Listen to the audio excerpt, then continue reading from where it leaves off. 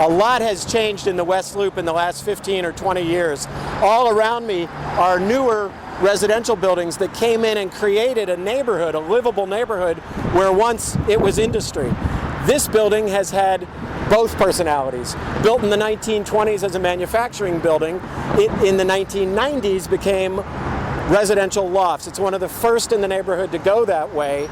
And since that happened, traffic has come in, foot traffic has come in, residential, retail. There's a lot of hubbub in the neighborhood. There's also some noise. But inside here, it's very quiet. We're on the 10th floor. That gets you up above a lot of the noise. But more important, all of these windows have been replaced with new soundproof windows. You have 60 feet here along the west and 60 feet along the north. So while you don't get any of the noise from down below, you get a really spectacular view of everything that's happened in this part of the city for the last 20 years. Those two walls of windows create an L of living space, a very large L. This is a big loft. It's actually a combination of what once would have been 3 units, 2 on this floor and 1 above, which we'll see in a minute. So what you've got in this L is a really nice progression of both formal and informal living and dining as you come through the L here. And then beyond the staircase, there's one more room, sort of a bar area. You could make it an office, though there's a second office upstairs. You've got an enormous amount of space here, as you'd expect in a loft. You also have the kinds of materials you expect in an old loft building.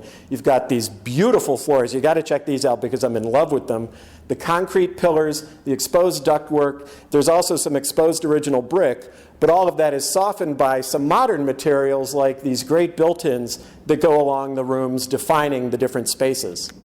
And then here's the way the kitchen is defined. You've got steps coming up and a soffit coming down so that you create a smaller, more intimate space separated from the rest of the home, connected to it, wide open to it, but a little bit off to the side. It's got a great granite island. It has a really nice appliance package and all new cabinetry, but done in an arts and crafts theme. And that arts and crafts feeling picks up in the 2 bedrooms around the corner here, where they're internal loft bedrooms, so they can't have full height walls because they need sunlight. So they have partial walls, and then that is enhanced in this condo with custom art glass that runs around the tops. That pattern is picked up from more custom glass in the ceiling of the foyer. So there are 2 bedrooms here on this floor and 2 more upstairs. Then here on the 2nd floor of the condo, which is on the 11th floor of the building, you have, remember, what would have been one whole condo itself. So you've got 2,000 square feet of space up here. It's essentially a master level. There are 2 bedrooms. There's a guest bedroom or a family bedroom here.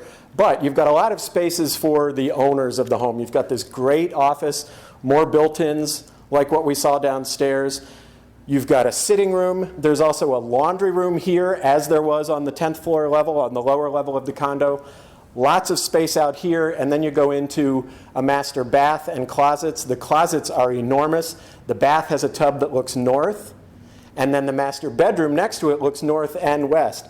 Nice big room, and you see a lot of those industrial materials we've been talking about, the brick, the pillars, and outside you see the industrial history of the city, not only from the windows, but from the balcony. There's a balcony off the master, and there are 2 balconies off the 10th floor, off the dining areas and living areas.